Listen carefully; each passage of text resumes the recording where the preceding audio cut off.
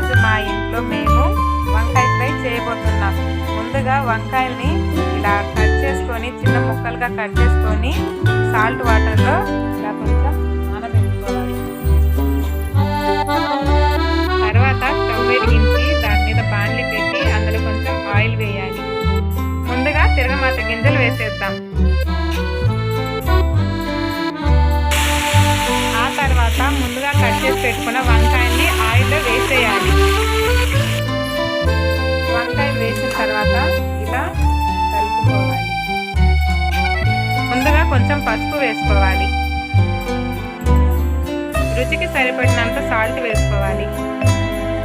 ఇప్పుడు మిక్స్ చేసుకోవాలి. ఇప్పుడు కొంచెం సేపు వంకాయల్ని మగ్గనిద్దాం.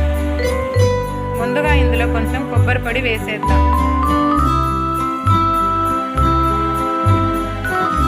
తర్వాత రుచికి సరిపడేంత కారం వేసుకోవాలి.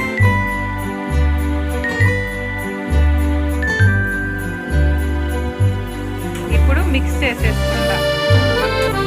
అంతేనండి, ఎంతో సింపుల్ అయిన వంకాయ ఫ్రై రెడీ. చూడండి ఫ్రెండ్స్, వంకాయ ఫ్రై ఎంత బాగుందో, అసలు ఎంత టేస్ట్, అసలే చాలా కలర్ఫుల్గా ఉందండి. అంతేనండి, ఎంతో సింపుల్ అయిన వంకాయ ఫ్రై రెడీ అయిపోయింది.